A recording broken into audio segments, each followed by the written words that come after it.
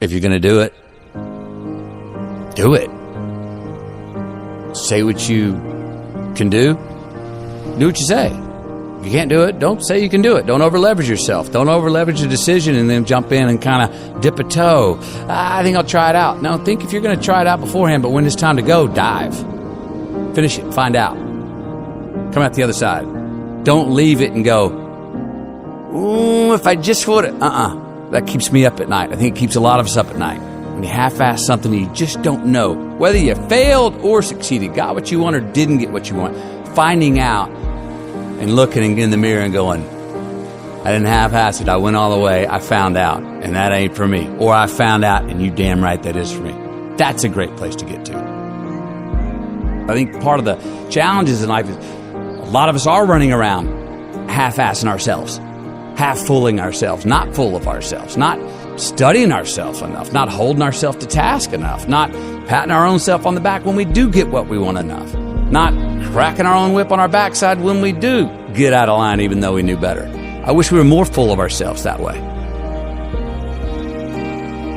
Someone said this to me before. Matthew, you're so full of yourself. And I, without thinking, I was like, well, who else am I supposed to be full of? That's a good line. And I stopped after. I was like, that's exactly what I meant. And I went and wrote that down. I wish more people were more full of themselves. I think we should take some time to be able to look in the mirror and own that thing that we pulled off and go, good job. That's what you wanted. That's what you got. At the same time, be able to, as we do more often, look in the mirror when we fail and go, bogey, you did not pull that off. Give others and yourself more credit. Happiness, you can't guarantee it, but there is a science to satisfaction. There, you can look at habits that engineered less pain in your life, maybe more pleasure, but at least less pain. And that's a win. So much easier to be supportive and gentle of other people than of ourselves. You know, you will happily bestow this sort of gentle, reassuring pat on the shoulder when somebody succeeds or falls short when they tried their best. Yet, given the fact that you tried your best, you give yourself a kick on the way out of the door and a harsh word to follow you. Yep, because I got myself in the pickle. Because things didn't go how I wanted it to go or how I believed it could go. Life's the ironic tragedy. Life is pain. I'm the reason that I stepped in, which is also an asset. Even if someone go, why are you giving yourself so much credit for screwing that up? We're going to make mistakes. You got to own them. Then you got to make amends. And then you got to move on. Guilt and regret kills many a man before their time. So turn the page, get off the ride. You are the author of the book of your life. There are habits that I notice of things I take care of in my life, health-wise, faith-wise, father-wise, husband-wise. If I'm doing that consistently, there's less valleys. The ironic tragedy is that life has to be lived forward but only makes sense in reverse. But when you look back, we can all connect every single dot. It's mathematical, scientific how we got to this table right here. It's all connected if we go back and look at it. And there's a whole lot of, I thought that was the end. Well, it was the end, but it was the beginning of this thing. What you're leaning into is that mystery going forward, right? That ironic tragedy that you have something to push off the, well, I don't know what I do want, but I do know I don't want that. You have leverage. Yes. You know, it's there. You know, we always say, well, who are you? You know, once you figure out who you are. And we ask, I try not to ask my kids that now. Well, I want you to know who you are. And a part of that who's helped me is Bob Dylan's lines, like, I don't know what all this talks about who we are, man. We are all just what we create ourselves to be. And that gives me a little, oh, that's relaxing. But it's so much easier to figure out who you're not. And if you start eliminating the who I'm not, by sheer mathematics, you end up moving toward who more of what feeds you and who you are. And it's a hell of a lot easier thing to go, how can I get rid of some bullshit in my life, than it is to go, well, how do I go to my true self? Do I want to press the accelerator more quickly, or do I want to take my foot off the fucking brake? sometimes the hard work and the endurance and the elbow grease, the work harder we were talking about, that hustle is not the way out. Sometimes it's I need to back up, laugh, have a sip of my favorite whatever, and dance my way through the raindrops out of this sun. And even looking at the things that are bad and going, oh, thank you. Appreciate that. I think one of the themes of your worldview that I've become familiar with is alchemizing bad times into good ones. A reminder that things that seem bad can end up being good. How can people, or how do you have more of that perspective during a hard time? I probably start off intellectualizing something that I know I probably should believe in but don't believe in it, and convince myself, even to an extent to trick myself, that, to sit here and go, well, you just tell yourself, this too shall pass. Okay, great. Well, what the hell's that mean? Even if it's true. In the moment, you're like, what are you talking about, man? I'm in the debit section. I'm in a warning section. This sucks. I think that how much I'm conscious of it or not, my undeniable optimism and faith that this isn't all it is. And if it is, so what? That's okay. Well, then really, so what? You know what I mean? What's the big deal?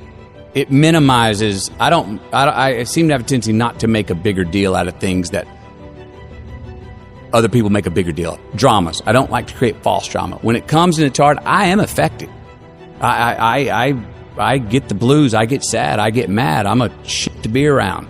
I can't get to sleep. I got demons in my own head trying to work the riddle out. Why did this happen? That's the other thing that's tough for me, is I think that any bad thing that happens to me, my initial reaction is, what'd you do wrong to lead to this? Heard a quote recently that said, every man knows reflection and introspection when he's at his lowest. Bad times, you can't do anything other than wallow in retrospective assessment. Yeah. But one of my favorite things I've learned from you is when things are going well, given that that's presumably what you want to have more of, maybe worth deconstructing that. Yes. Can I try and bottle some science here to why things are going well? And I did find consistencies. You were appreciating more. You were pointing out beautiful things and not taking them for granted. And so I found a list of things. I'm like, and when I get off track, I try to remind myself, you've been slacking on some of those. I've definitely found consistencies, and I think we all have them if we just notate them along the way, that they're not by accident. Let's cheers. Let's have a cheers on the way for all the things that will work for when we have going right. Also knowing that it's not forever, that we will have a mountain to climb here shortly. What's my best advice I need to give myself right now is listen to my own damn advice.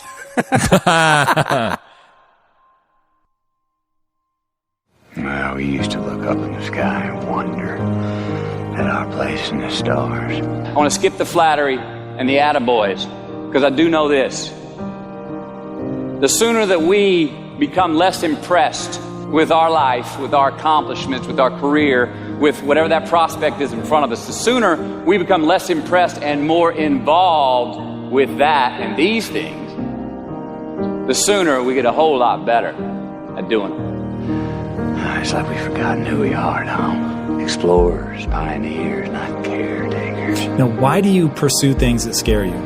Why seek the role that's hard? Because it costs me something. Because it costs. It comes with a price. It's not really a risk unless you can lose the fight.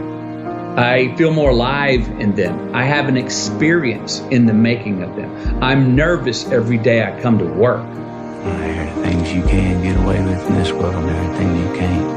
Life is not easy. It is not. Don't try to make it that way. Life's not fair. It never was. It isn't now, and it won't ever be. Do not fall into the trap, the entitlement trap, of feeling like you're a victim. You are not. Get over it and get on with it. And yes, most things are more rewarding when you break a sweat to get them. I feel like when I nail a day and I knock it and I know I did, I feel like, yes. I have a measure at the end of the day of like, you set out to do something, you prepared for it, you had intention, and you did it. That gives me gratification. That makes me feel, gives me significance. That gives me confidence. So be brave, have courage, and when you do, you get stronger, you get more aware, You get more respectful of yourself and that which you fear. I want to talk about our opponent this afternoon. They're bigger, faster, stronger, more experienced. And on paper, they're just better. And they know it too.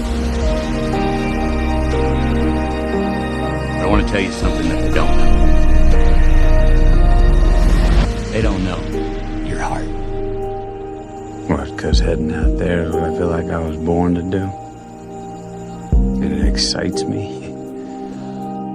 Just because you can? Nah, come on. It's not a good enough reason to do something. Even when it means having more. Be discerning. Choose it because you want it. Do it because you want to. It's on you. It's on you.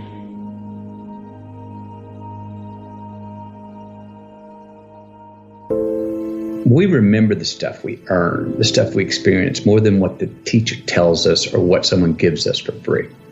We just do. We broke a proverbial sweat on it, whether it was mental or physical or whatever. We built it. We understand. We felt how we got it, how we achieved it, how we got what we wanted. Those stick with us. Whether we forget them intellectually, they were written in our lineage, and they build resilience, and they build a healthy, true optimism going forward to know that, oh no, I've worked for something before and achieved it. Delayed gratification. Oh, there are choices I can make today for myself that will pay me back later in life. And I've got friends, and trust me, I've done it myself, that lose a job and then get another one, but won't take it because it's less salary than maybe the one they had before. And all of a sudden find themselves 3, 4, 5, 6, 7, 8 years, a decade later going, they're still stuck. They didn't do anything. They're still saying like, no, I'm going to find that thing. And I'm going like, you missed a decade, man. Just go do that one that you love to do that maybe was going to pay you less because you'd at least been building something through the day. And who knows what that would have led to?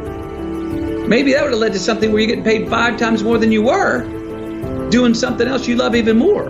So sometimes it's not even about what choice we make. Just make a choice and commit to it and go and dive in. So while we're here, and they're going to run across the Jumbotron, let's make it a place where we break a sweat, where we believe, where we enjoy the process of succeeding in the places and ways that we are fashioned to, where we don't have to look over our shoulder because we're too busy doing what we're good at, voluntarily keeping our own counsel because we want to, traveling towards immortal finish lines. We write our own book, overcoming our fears. We make friends with ourselves. And that is the place that I'm talking about. From the soles of your feet, with every ounce of blood you've got in your body, lay it on the line until the final whistle blows. And if you do that,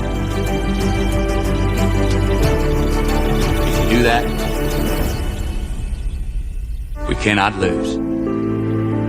So turn the page. Get off the ride. You are the author of the book of your life. Knowing who we are is hard. It's hard. So give yourself a break. Eliminate who you are not first, and you're going to find yourself where you need to be. And the Oscar goes to Matthew Mcconaughey. I had a very important person in my life come to me and say, who's your hero? And I said, I don't know, I got to think about that. Give me a couple of weeks. I come back 2 weeks later. This person comes up and says, who's your hero? I said, I thought about it. You know who it is? I said, it's me in 10 years. So I turned 25 10 years later. That same person comes to me and goes, so are you a hero? And I was like, not even close. No. She said, why? I said, because my hero is me at 35. So you see, every day, every week, every month, and every year of my life, my hero is always 10 years away. I'm never going to be my hero. I'm not going to attain that. I know I'm not. And that's just fine with me because that keeps me with somebody to keep on chasing.